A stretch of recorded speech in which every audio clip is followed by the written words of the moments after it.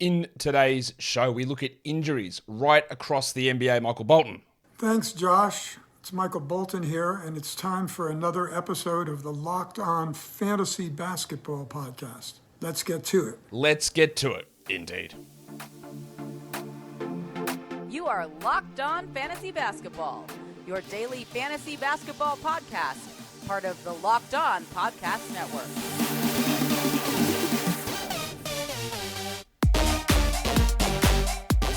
Hello and welcome to the Locked On Fantasy Basketball Podcast, brought to you by Basketball Monster. My name is Josh Lloyd, and I am the lead fantasy analyst at basketballmonster.com, and you can find me on Twitter, as always, at redrock_bball, on TikTok at redrock_bball, and on Instagram at Locked On Fantasy Basketball. We've got 30 teams to look at, and there's not as many injuries at this point in the league as you might think. I know some of you might have been hit hard, but honestly, there's a lot of teams with empty injury reports. So let's talk about it. Warning. Let's get it on, Gilly. All right, the Atlanta Hawks, like a few teams, there's nobody currently on their injury report. That's great. Not going to stay that way, but currently there's no one on the injury report, so all clear. The Boston Celtics. Now, there are a couple of people on that injury report. The ones that are important to note, or the one that is important to note here, is the Rock DJ Robbie Williams. So Williams is going to miss the rest of this week. I would say probably the majority of next week. And then when he does return, you would think once again his minutes would be somewhat limited because, coming back from the hamstring injury, that's just what the expectation should be. If you're in fantasy playoffs, obviously, without an IL slot or a full IL slot, you can't hold him. And in a points league, you could drop him regardless.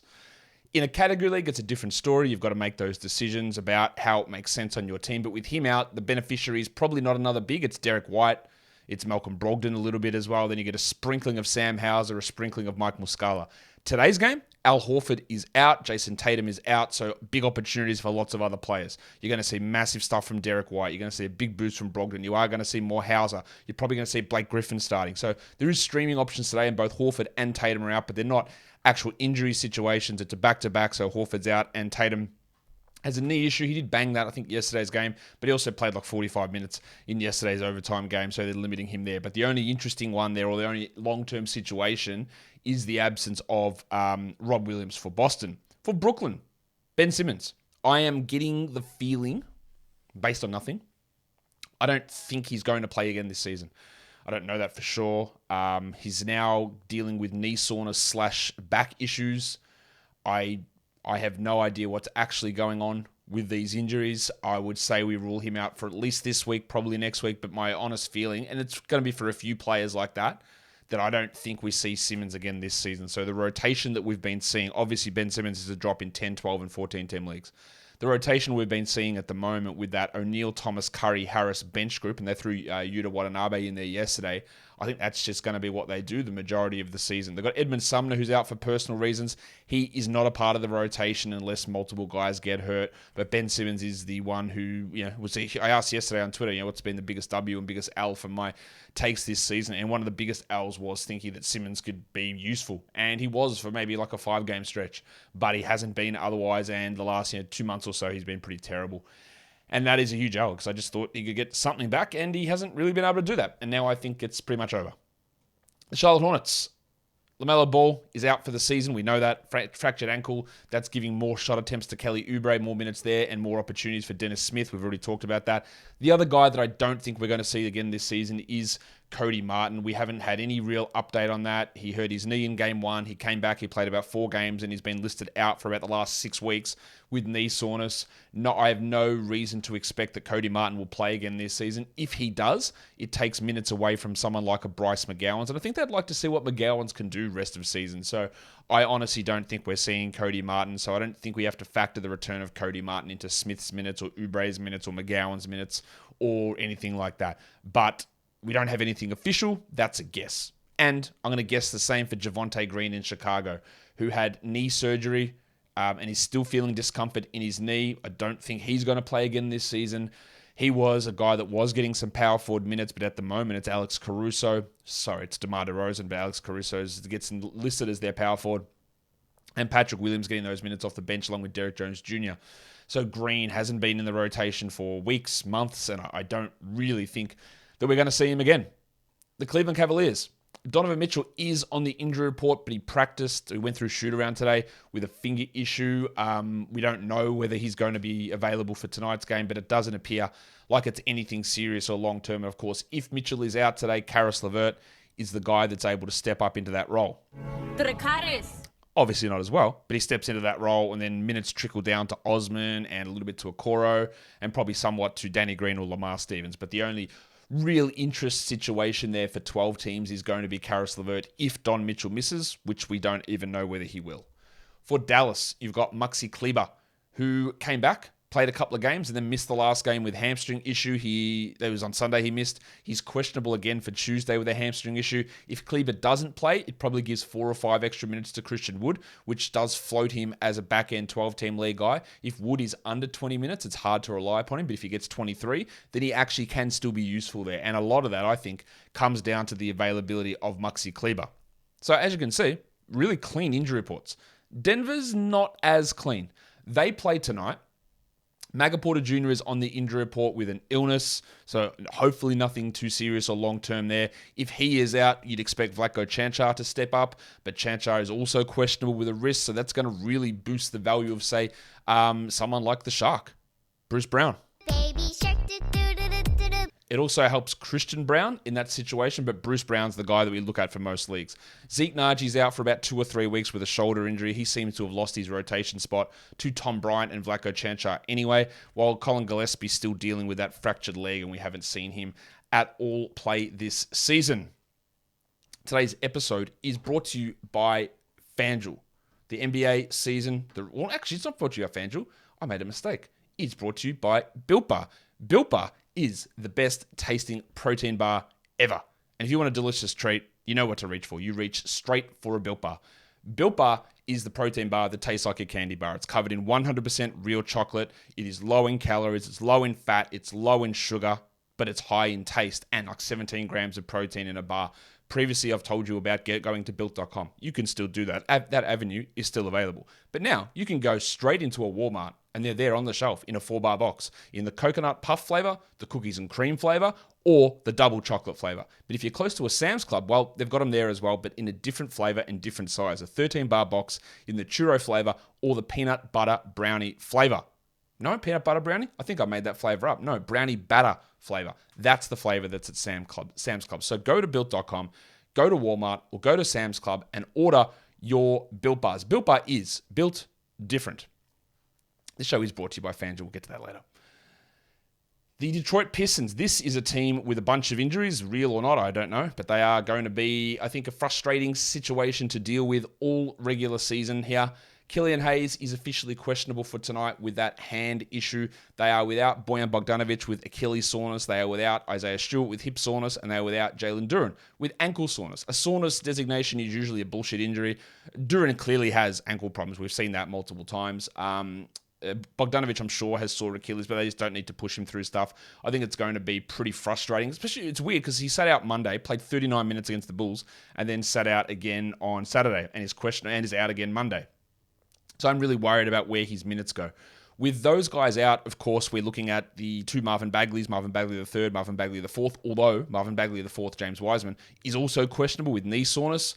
And then with if Hayes misses, you've got Alec Burks will step up. You've got Hamidou Diallo, who's in for a pretty sizable role with Bogdanovic out there as well. But there's going to be a lot of ups and downs and frustrations with these guys, and I'd expect a lot of missed time for Bogdanovic, decent amount of missed time for Stewart. Duren, I don't know, but with the way that I think they're going to dick around with the center minutes, you can't really hold through these absences. It'll be 5 straight missed for Duren, 4 straight for Stewart, and 3 out of the last 4 for Bogdanovic. I probably would still hold Bojan. I definitely wouldn't hold Isaiah Stewart. They do have a back-to-back here Monday, Tuesday, so maybe these guys play on Tuesday. I don't know. I just think it's going to be a frustrating situation all season, and if you do want to move on, I understand it, and I think it's probably a decision you have to make, given the uncertainty and the fact that they're just not telling us anything about these injuries. Andrew Wiggins, I don't know when he's returning. All we know that it's a personal family matter. He has now not played since the 13th of February before the All-Star break, so we are closing in on a month. I don't know whether he is going to play on Tuesday, but as long as Wiggins is out, we do really look to Dante DiVincenzo. And previously, we had been looking to John Kuminga, but he was invisible last game. I think Kuminga's more of a 14 to 16 team league option who can pop for 12 team value. We've seen that, but consistency, it isn't there. And it's hard to know when Wiggins is going to return. Again, making it a hard call. Do you drop him? Again, if you had dropped him 2 weeks ago, that would have been a positive decision, but he literally could play on Tuesday. We just have no idea. I don't expect him to play Tuesday. I think maybe there's a chance for the weekend, for Saturday, but that's a pure guess because we have no idea about where Wiggins is at. Gary Payton's still probably 3 weeks away. Going to be a reevaluation in a couple of weeks, but I don't expect him to have any meaningful role at any point in the regular season, especially in the fantasy season. For the Houston Rockets, there is nobody on that injury report, so that is a W. Everyone back there. In Indiana, not a shock to see Tyrese Halliburton pop back up on the injury report. He was there for yesterday's game. He played, but it is a back-to-back, so he's on the injury report again today. And Aaron Nesmith missed Sunday's game, and he's officially questionable for Monday. Now, with Nesmith out, we saw Nwora start and O'Shea Brissett get more minutes. And if Halliburton is out, then you're going to get a lot more from Mathurin, but also a lot more from TJ McConnell, even if they start George Hill. I think you'll see a few missed games for Halliburton down the stretch with his calf issue. He's been questionable a couple of times here. And we know that this is one of the most unpredictable rotations, really, in the NBA with what they do with their backup centers, with the Duarte, Hield, Mathurin, McConnell, Nembhard, Nora, Nesmith. All that is all over the place basically every game. The LA Clippers, it's really only Storm and Norman Powell. Well, not really. It is only Storm and Norman Powell who's on that injury report, and he's going to be out for a few weeks here, probably at least 3 weeks. That's obviously a clear drop, but there hasn't been a clear winner. Maybe you'd say Eric Gordon, who's played 30 minutes the last 3 games and was bad in 2 of those, but really strong against Memphis. I wouldn't be rushing to add Eric Gordon, but the absence of Norman Powell does at least make him a name that we consider for streaming while Powell is out. But they still have a lot of options. There's Batum, there's Morris, there's Mann, there's more minutes for Westbrook. They're not giving Bones many minutes. In fact, he was a DNP last game, so we're definitely not looking at him. But Eric Gordon's probably the beneficiary there. For the LA Lakers, it's D'Angelo Russell, who we hope we're getting back soon. He's missed 5 straight with this ankle sprain. There was some thought he could return Friday, but he didn't. So he missed Friday and then Sunday. They play again Tuesday. Whether he returns on Tuesday, we don't know. But then what happens with Troy Brown or Dennis Schroeder, who moves to the bench, is still a question mark. I think that it would impact either of those guys' minutes. Obviously, Brown played like 41 last game. He's not going to stick at that playing time. But Russell's return will have an impact on the streaming value of Reeves, Schroeder, and Brown when he returns. LeBron, we're still multiple weeks away from him returning. I'm thinking maybe he gets back for 1 or 2 games in March, and obviously for fantasy, that's a drop. You can't hold on to him. Of course, you can put him in IR. That's how IR works, but otherwise, it's a drop. While Mo Bamba hurt his ankle last game, we haven't had an update on that, but he's only a minimum minute player who'll just easily be replaced by Wenyen Gabriel, and you shouldn't be dealing with Mo Bamba in any 12-team format. For the Memphis Grizzlies, Steven Adams is doubtful for Tuesday's game. So I would guess that the game against the Warriors is a likely return date. It might not be, though. He might play the game against Dallas on Saturday. So we still roll with Xavier Tillman in that position. How many minutes he gets when Adams comes back, we don't know. But we just roll with Tillman until Adams returns. As for Ja Morant, he's missed 1 of the initial 2 games. So the second one of those games is Tuesday against the Lakers. I'm not expecting Ja back this week or next week, and I think there's a chance that it rolls into April, to be honest. But that's a guess. It's open-ended. We just don't know when he's going to return. So, of course, Tyus Jones is the must-roster player. Well, Jake LaRavia is dealing with a back issue. He's not really a part of the rotation anyway, so we don't need to worry too much about that one. For the Miami Heat, it is a it's not a back-to-back for them, but Kevin Love has been ruled out Monday. You can obviously drop him in 12-team leagues. I think you could have dropped him already. The play is bad. The injury is now here. No point holding. Caleb Martin becomes an interesting streamer, but that's about it. Kyle Lowry dealing with that knee issue still. Double cheeked up on a Thursday afternoon. They upgraded him to questionable last Monday, and he hasn't obviously played, and now they're just out saying, well, there's still no timetable. We don't know when he's back. So I don't know why he was upgraded to questionable there. I'm going to guess that he's out for the rest of this week, and there's a chance he misses next week. You don't have to have Kyle Lowry on your roster. You can move on. Gabe Vincent hasn't really been blowing up in his absence, but he's always going to be a stream option given the minutes that he's being given in that situation with Lowry out. Jovic is still out, little Chungus. While Omer Yurtseven is back, I don't know how many minutes Yurtseven will get. Will he get them over Zeller? Is he useful for fantasy? No, He's not. Only the 20-team leagues would I consider Omer Yurtseven. But I'm sure I'll get a question about whether we need to add Omer Yurtseven, and the answer is no. Today's episode is, in fact, brought to you by FanDuel. We are nearing the end of the NBA season, and it's the perfect time to download FanDuel, America's #1 sportsbook, because new customers get a no-sweat first bet up to $1,000. That's bonus bets back if your first bet doesn't win. Just download the FanDuel Sportsbook app. It's safe, secure, and super easy to use, and you can bet on everything from the money line to point scorers, even three-pointers drained. So we go and have a look for Monday's games over on FanDuel. Let's have a look. What games do we have listed there that we can have a look at their odds? Because we've got 6 games on Monday. We've got the Sixers against the Pacers. Only 7-point favorites, Philadelphia, even though the uncertainty of Tyrese Halliburton. That's interesting. Are they expecting an Embiid sit there? The Cavs are 7.5-point favorites against the Celtics with Tatum and Horford out.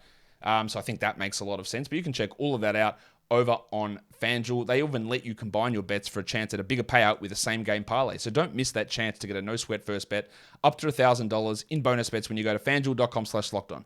That's FanDuel.com/lockedon to learn more. Make every moment more with FanDuel, an official sports betting partner of the NBA. And don't forget to gamble responsibly. The Milwaukee Bucks.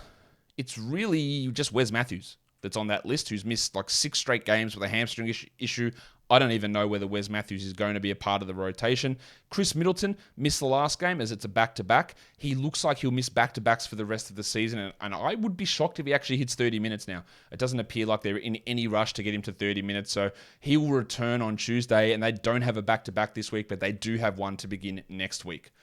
For the Minnesota Timberwolves, Karl Anthony Towns. At some point, we've got to get him back, I guess, but I don't know. They only have 2 games this week, so that means you're not missing that much this week. Maybe he returns the middle of next week. I don't know. It's hard to judge. They said we could get him back with 10 to 15 games left in the season, but the lack of updates is a little bit concerning. Obviously, with him out, it's Kyle Anderson who's in that mix that gets that little bit of a boost. But the Town situation remains up in the air with no real update after his grade 3 calf strain. Jalen Noel is out or questionable with knee tendonitis. He's missed 4 straight. I think he was at risk of losing his rotation spot to Nickeil Alexander-Walker anyway. While Austin Rivers had already lost his rotation spot. He's dealing with a neck problem, but those guys aren't necessarily guys who are going to play every night. The New Orleans Pelicans, definitely more injuries here. Joshie Richardson is out for his 2nd straight game for personal reasons. They were trending away from Richardson in that after they started and played in big minutes. Is that a drop? Maybe. Look, he's missing games here on Monday. If you're in fantasy playoffs, it might be worth moving on to get some extra games in. It's very borderline to me. While the big fella, Jonas Valanciunas, is questionable. Jonas Valanciunas. I would think he is going to play on Monday. He practiced in full, so that is usually a really good sign. And with him playing, that means that Hernan Gomez and Hayes, any stream value they had is done.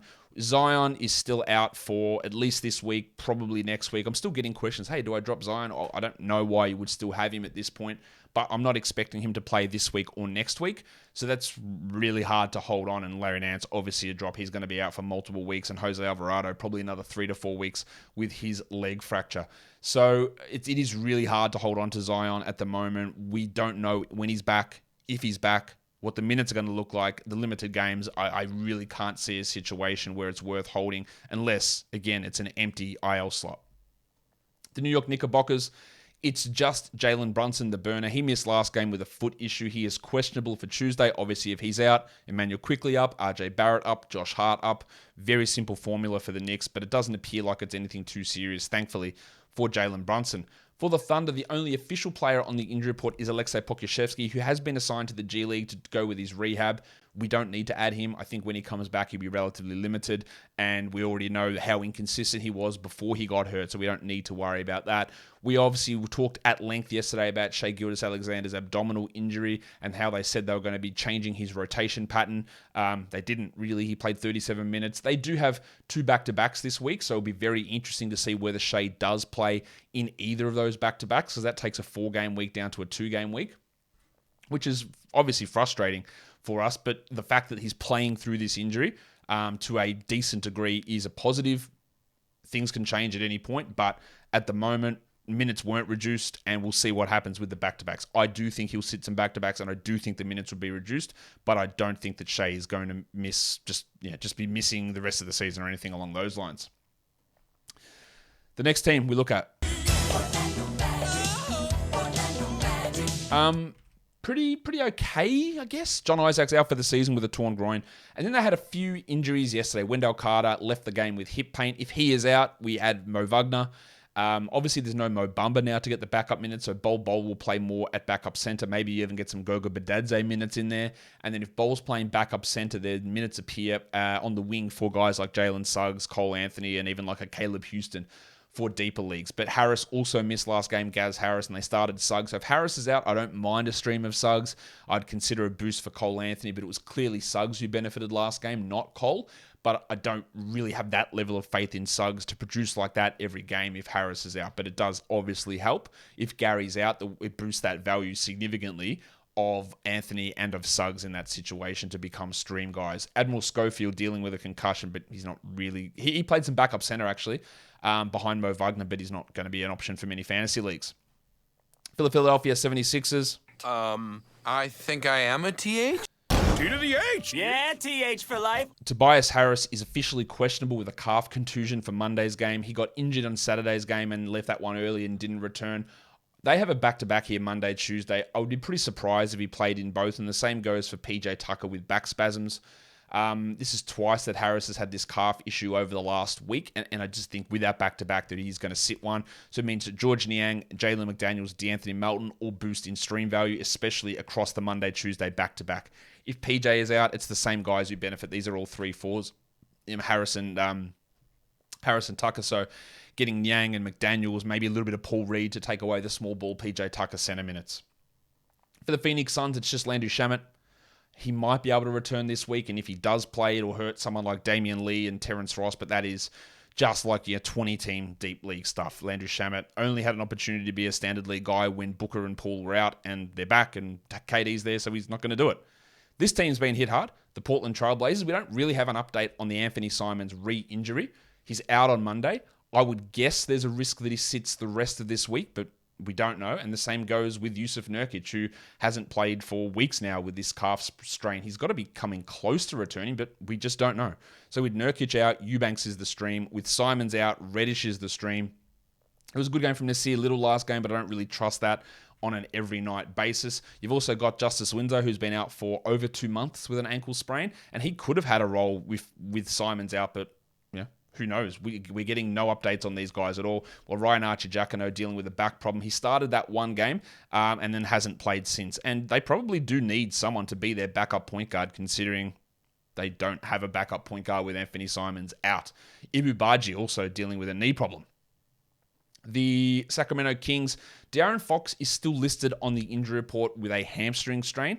He missed a game early last week with a hand problem, came back, played the back-to-back Friday, Saturdays, now dealing with a hammy. If he is out, you can stream Davion Mitchell.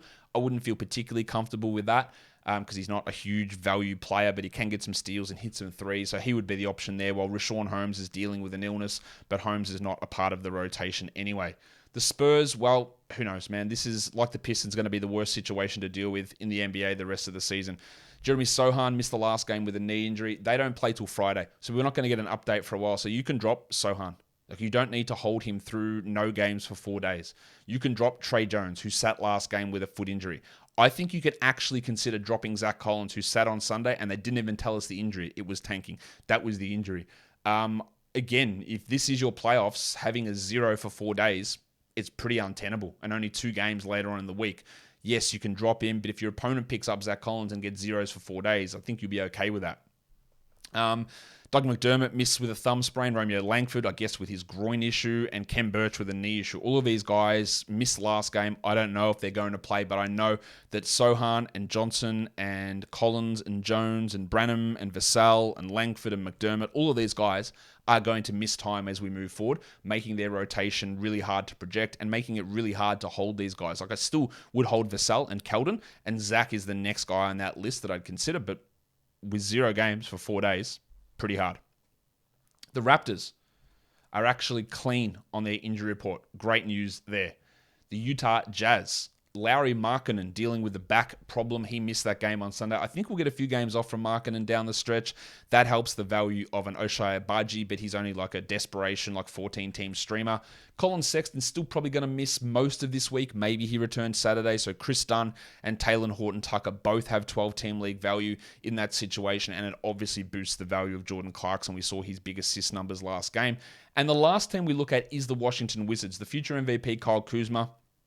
He missed the game on Sunday with knee soreness. They've got a Tuesday, Wednesday back-to-back, so you have to think there's some doubt for Kuzma there. And with him out, then Denny Avdia gets that boost. Monte Morris, they said, was week-to-week. He's missed 5 games with this back issue, so I'm going to rule him out for Tuesday. Maybe he plays Wednesday, but I'd have to think that there's a chance that he's out for the rest of this week, maybe another week after that, meaning that we still have to ride Delon Wright pretty heavily. And that'll do it for me today, guys. Don't forget to follow this podcast on Apple Podcasts, Google Podcasts, Stitcher, Spotify, and on the Odyssey app. And if you are here on YouTube, thumb it up and leave your comments down below. Guys, we are done here. Thank you so much for listening, everyone. See ya.